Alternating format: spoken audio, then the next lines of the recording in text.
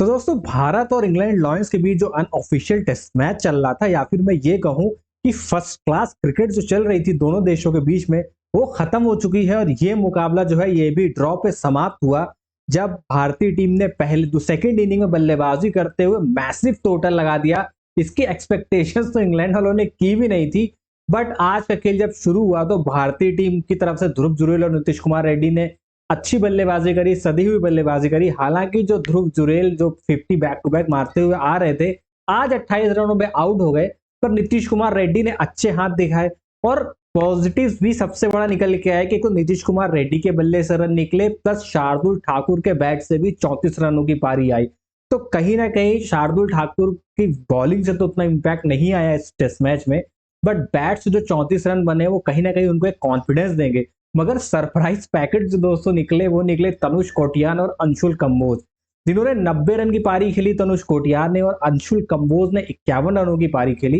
हालांकि देखिए ये तो हम सभी जानते हैं कि अंशुल कंबोज और तनुष कोटियान बैटिंग कर लेते हैं, ऑलराउंडर्स हैं। क्योंकि मुझे अच्छी तरह याद है कि लास्ट ईयर शायद राजस्थान रॉयल्स की तरफ से तनुष कोटियान शायद ओपन करने भी एक मुकाबले में आए थे और एकमात्र स्पिनर थे इस पूरी टीम में। हालांकि ये दोनों खिलाड़ी जो इंडिया का मेन स्क्वाड है उसका हिस्सा नहीं है, इसलिए इनके खुद के लिए अच्छा है। प्लस इंग्लैंड के लिए एक नेगेटिव है कि भाई उनकी बॉलिंग ने टेलेंडर से इतने रन खा लिए।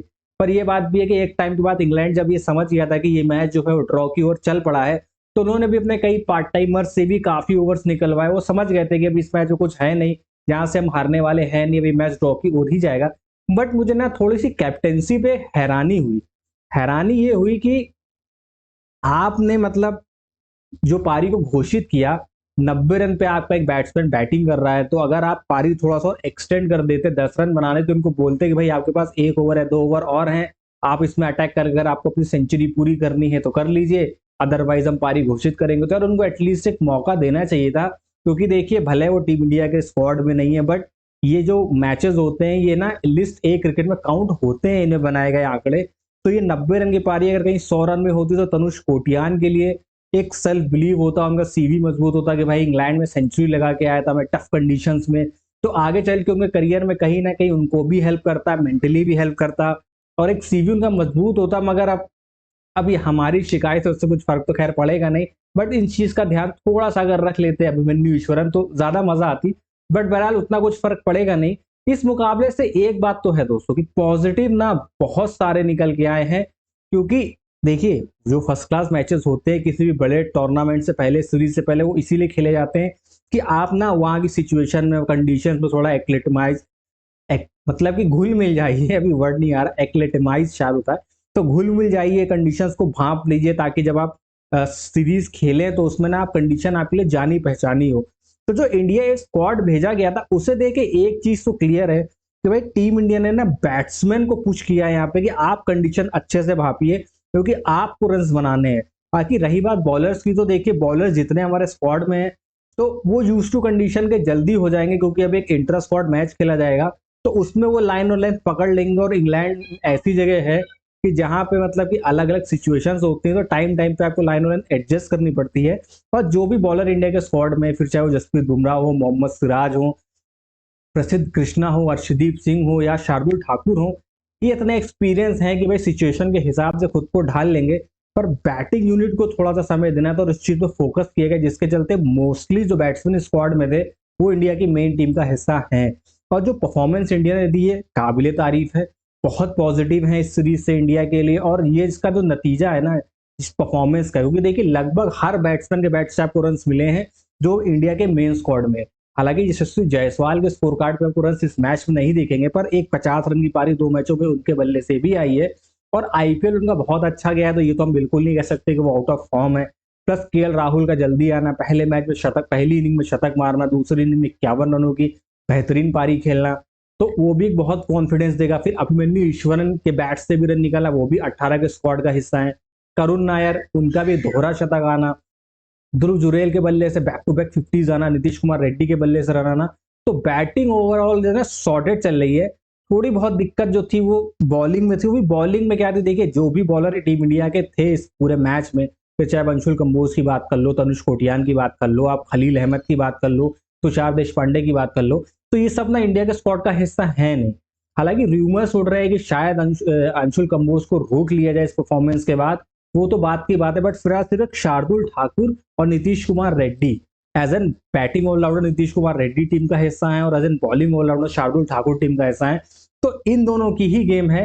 हालांकि बॉल से ज्यादा प्रभावित ना ही शार्दुल ठाकुर ने किया, ना नीतीश कुमार रेड्डी से किया, नीतीश कुमार रेड्डी ने किया, बट बैट से ओवरऑल दोनों ही ने प्रभावित किया है, परफॉर्मेंसेस दी हैं, ठीक ठाक दी हैं, जो हम मतलब नीचे 7 या 8 नंबर बैटिंग करने वाले बैट्समैन से एक्सपेक्ट करते हैं। तो ओवरऑल अगर देखा जाए पूरा स्क्वाड उठा के तो काफी पॉजिटिव्स हैं। वही दूसरी साइड अगर आप इंग्लैंड की बात करोगे तो इंग्लैंड के स्क्वाड में ज्यादा प्लेयर्स थे नहीं। क्रिस वोक्स और जॉस टन, ये दोनों जो बॉलर्स थे ये हिस्सा है इंग्लैंड की मेन टीम का, जिसमें जो क्रिस वोक्स है वो शायद बॉलिंग जो इनका पूरा पैक है उसको लीड करने वाले हैं, क्योंकि वही लगता है कि सबसे एक्सपीरियंस बॉलर है इनके पूरे स्क्वाड में। और एक चीज ध्यान में रखने वाली होगी कि जो पहले मैच के स्क्वाड इंग्लैंड ने अनाउंस किया है उसमें ना तो जोफ्रा आर्चर का नाम है, गस एटकिंसन भी चोट के चलते बाहर हो चुके, मार्क वुड भी इंजरी के चलते टीम का हिस्सा है नहीं। तो ओवरऑल देखा जाना तो इंडियन बॉलिंग से ज्यादा इनएक्सपीरियंस बॉलिंग इंग्लैंड की है, अगर ओवरऑल करियर के हिसाब से देखा जाए। बाकी होम कंडीशंस पे खेलने का, डोमेस्टिक खेलने का एक्सपीरियंस तो देखिए उनको बहुत ज्यादा होगा, क्योंकि यहीं पे पल्ले बड़े पैदा हुए हैं, सिचुएशन समझते हैं। बट इंटरनेशनल मैच का प्रेशर अलग ही होता है। इन सब में क्रिस वोक्स जो होंगे वो स्पेयर हेड है, पर उन्होंने अपनी फॉर्म बॉलिंग से दिखाई है। ऑल्दो वो बॉलिंग ऑलराउंडर की तरह खेलते हैं तो बैट से तो परफॉर्मेंस नहीं आई है, बट बॉल से क्रिस वोक्स की परफॉर्मेंस आई है, इंग्लैंड के लिए पॉजिटिव है। वहीं आप अगर जॉस टंग की बात करोगे तो देखिए वो बॉल से बिल्कुल विफल रहे हैं। पहले मुकाबले में भी 2 विकेटें जो हासिल करी थी वो टेलेंडर्स की थी, और दूसरे मुकाबले में भी एक भी विकेट लेने में सफल नहीं रहे, ऊपर से 4 की इकोनॉमी से भी रन दिए हैं। और एक टाइम में तो सिचुएशन ये आ गई थी कि जॉस टंग से ओवर ही नहीं करवाए गए हैं, तो कहीं ना कहीं उनके सेल्फ कॉन्फिडेंस के लिए अच्छी बात नहीं है। और टीम इंडिया के लिए तो अच्छी बात है कि भाई चलिए, वैसे ही बॉलर्स की शॉर्टेज इंग्लैंड के बाद, तो उसमें जॉस टंग अगर अच्छा परफॉर्म नहीं करते हैं तो कहीं ना कहीं वो जब अगर टीम में खेलते भी हैं तो ये ना एक मेंटल ब्लॉक प्लेयर के पास रहता है, तो कहीं ना कहीं ये इंडिया का इसमें फायदा हो सकता है। बाकी ओवरऑल देखा जाए सिचुएशन जो है इस मैच की, हमने ड्रॉ करा, बहुत बेहतरीन परफॉर्मेंस दी, अच्छी परफॉर्मेंस दी, और हमने 3 विकेटें 32 रन पे इंग्लैंड की भी गिरा दी थी मैच को, जब दोनों टीम सहमत हो गई ड्रॉ कराने से, क्योंकि सिचुएशन दिख गई थी यहाँ से ना कोई हार सकता था ना कोई जीत सकता था, तो दोनों टीमों ने कहा चलो ड्रॉ में ही सहमति करते, ज्यादा लंबा मैटर क्यों खींचते, तो हाथ मिलाया दोनों ने और मैच कॉल्ड ऑफ हो गया। सेकंड जो अनऑफिशियल टेस्ट मैच था वो ड्रॉ हो गया। अब दोस्तों पूरा फोकस जो होने वाला है ना वो होने वाला है 20 तारीख को जो मुकाबला होगा, उससे पहले एक इंटर स्क्वाड मैच होगा, उसमें बहुत चीजें क्लियर हो जाएंगी, क्योंकि लगभग जो मेन जो सीनियर टीम है जो खेलने वाली इंग्लैंड के साथ सीरीज, तो उसकी उनकी जो प्लेइंग 11 होगी ना उससे हमें पूरा ढांचा ही मिल जाएगा कि भाई कौन से खिलाड़ी हैं जो मतलब कि आप मान के चलो कि टीम इंडिया का हिस्सा रहेंगे प्लेइंग 11 का खेलने में। तो मोस्ट प्रोबेबली देखिए सभी को आइडिया तो है, बस 2 या 3 ऐसे स्पॉट है जिन पे क्वेश्चन मार्क बना हुआ है। तो वो स्पॉट क्या है, देखिए केएल राहुल और यशस्वी जायसवाल का ओपन करना तय है, ठीक है। और जिस हिसाब से शुभमन गिल की बैटिंग पोजीशन है 3 नंबर, काफी टाइम से वो खेलते आ रहे हैं, क्योंकि जब यशस्वी जायसवाल और रोहित शर्मा ओपन करते थे तो शुभमन गिल 3 नंबर खेलते थे, तो शुभमन गिल 3 नंबर पे खेलेंगे ऐसा हम मान के चल रहे हैं अभी। फिर बात आती है 4 नंबर जहां पे विराट कोहली खेला करते थे। देखिए रोहित शर्मा रिटायर हो गए तो उनकी जगह ले ली केएल राहुल ने, वो स्पॉट तो हो गया है फिल। अब 4 नंबर पे जहां विराट कोहली खेलते थे उनकी जगह कौन खेलेगा, यहाँ पे हमारे पास 2 ऑप्शन है, करुण नायर और साई सुदर्शन। तो अगर हम माने कि टीम साई सुदर्शन के साथ जाती है, क्योंकि आईपीएल उनका बहुत अच्छा रहा है, रन कंसिस्टेंटली बनाते हुए आ रहे हैं, तो 4 नंबर अगर साई सुदर्शन खेलते हैं, तो फिर 5 नंबर जो केएल राहुल का स्पॉट होता था, क्योंकि वो ऊपर चले गए, तो उस जगह पे कौन खेलेगा, तो उस जगह पे आप करुण नायर या ध्रुव जुरेल इनमें से किसी एक को खिला सकते हैं। तो और Rishabh Pant as a wicket keeper already हैं, तो हो सकता है कि 5 नंबर आपको करुण नायर खेलते हुए दिखाई दे, 6 नंबर पे आपको खेलते हुए दिखाई दे ऋषभ पंत, फिर 7 नंबर आता है दोस्तों नीतीश कुमार रेड्डी। अगर खेलते हैं तो 7 नंबर खेलेंगे नीतीश कुमार रेड्डी, और अगर नीतीश कुमार रेड्डी की जगह शार्दुल ठाकुर को टीम में रखा जाता है तो फिर 7 नंबर पे खेलेंगे रविंद्र जडेजा, 8 नंबर पे आएंगे Shardul Thakur, 9 number Mohammed Siraj, 10 number Jasprit Bumrah, 11 number Prasidh Krishna या अर्शदीप सिंह में से कोई एक। तो इस पूरी लाइनअप के साथ इंडिया जा सकती है। अब यहाँ पे एक चीज और आ जाती है कि अगर मान लीजिए कि इंडिया ये कहती है कि नहीं हमें अपनी बॉलिंग में बिल्कुल भी ढिलाई नहीं देनी है, एक्स्ट्रा पेसर हमें और चाहिए, तो इस सिचुएशन में ये भी हो सकता है कि साई साई सुदर्शन को पहले मैच में मौका ना दिया जाए और 4 नंबर करुण नायर को खिलाया जाए, 5 नंबर आपके आ जाएंगे ध्रुव जुरेल को वहां पे मौका दे दिया जाए, या हो सकता है वॉशिंगटन सुंदर को एक चांस दे दिया जाए। तो बहुत सारे ऑप्शंस हैं। तो अगर बैटिंग के साथ कोई कॉम्प्रोमाइज नहीं करना चाहते तो इंडिया टीम ये भी कर सकती है कि भाई शार्दुल ठाकुर और नीतीश कुमार रेड्डी दोनों के साथ भी जा सकते हैं, या फिर शार्दुल ठाकुर को ड्रॉप करके अर्शदीप सिंह को खिला सकते हैं नीतीश रेड्डी को टीम में रख के। तो बहुत सारी चीजें हैं, बहुत सारे क्वेश्चन मार्क हैं, और डिपेंड भी करेगा करंट फॉर्म के ऊपर, क्योंकि देखिए गौतम गंभीर के जिस हिसाब से पैटर्न हमने देखा है और शुभमन गिल युवा कैप्टन है, तो कहीं ना कहीं जो टीम का मेन फोकस है बनाने का, क्या प्लेइंग 11 खिलानी है, उसमें ज्यादा जो इनपुट रहेंगे वो गौतम गंभीर और टीम मैनेजमेंट के रहने वाले हैं। शुभमन गिल के इनपुट रहेंगे क्योंकि एज अ कैप्टन उनका पहला असाइनमेंट है, तो उनसे उतना एक्सपीरियंस उनको है नहीं, तो वो खेलते खेलते आएगा, तो कुछ ज्यादा दारोमदार यहाँ पे गौतम गंभीर के ऊपर रहने वाला है कि क्या टीम वो खिलाते हैं प्लेइंग 11 की। तो उसका जो हमें ना एक छोटा सा डेमो या ट्रेलर आप बोलोगे वो दिख जाएगा जब इंट्रा स्क्वाड मैच होगा, उसमें चीजें क्लियर हो जाएंगी, तस्वीरें साफ हो जाएंगी। बाकी रन सबके बेल्ट के नीचे हैं, फॉर्म सबकी बेहतरीन चल रही है। अब बस देखना ये है कि किसको मौका मिलता है, कौन परफॉर्म करके देता है और कौन टीम इंडिया का नायक बनता है इस सीरीज में। क्योंकि यार ये सीरीज बहुत ज्यादा इंपॉर्टेंट है और बहुत सारे प्लेयर्स के पास मौका है खुद को प्रूव करने का कि विराट कोहली रोहित शर्मा की जो जगह है ना वो बहुत बड़ी है, इतनी आसानी से आप उसको फिल नहीं कर सकते। मगर अगर उनके बिना टीम इंडिया ने सीरीज जीत ली तो भाई पूरी दुनिया हैरान हो जाएगी कि टीम इंडिया जो ट्रांजिशन फेज में आई है वो इतनी जल्दी फेज क्रॉस कैसे करेगी। क्योंकि हमने बहुत सी टीमों को देखा है कि जब उनके एक्सपीरियंस और सीनियर खिलाड़ी जाते हैं तो उनको साल साल, डेढ़ डेढ़ साल, इनफैक्ट दो दो साल लग जाता है अपनी पुरानी रिदम और फॉर्म पाने में।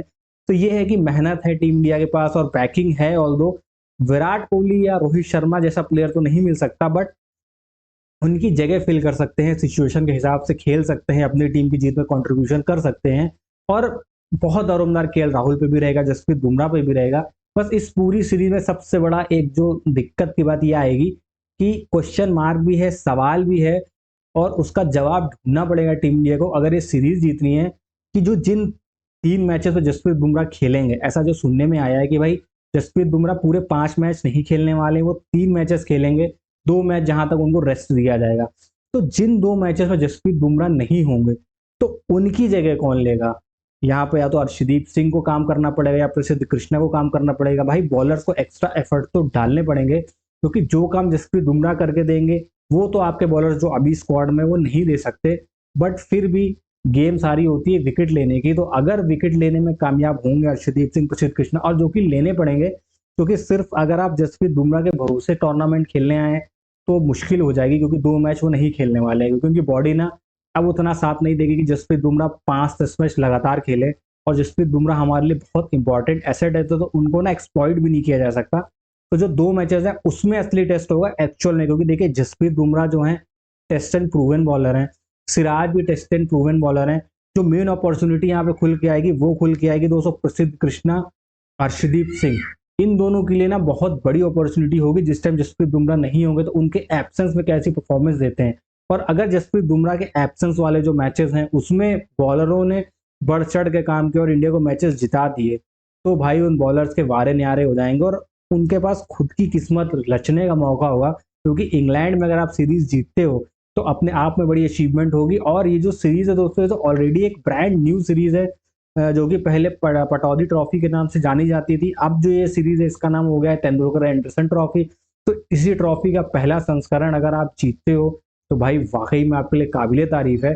तो ओवरऑल देखा जाए इन जो अनऑफिशियल टेस्ट मैच है इससे इंडिया को बहुत फायदा हुआ है। अब ये जो बेनिफिट मिला है इसको मेन टेस्ट सीरीज में रेप्लिकेट टीम इंडिया कर पाती है कि नहीं कर पाती है तो वक्त बताएगा। बट अब 11 तारीख से जो WTC का फाइनल होने वाला है उस पर चर्चा करेंगे, आगे वीडियोस आएंगे उससे रिलेटेड। हम अगला वीडियो जो लेके आएंगे कल वो बात करेंगे दोनों टीम्स के बारे में, किस टीम की कितने चांसेस है खेलने के, क्या सिचुएशन चल रही है, क्या फॉर्म चल रही है, किस टाइप की प्रिपरेशन चल रही है, हर एक पहलू पे बात करेंगे।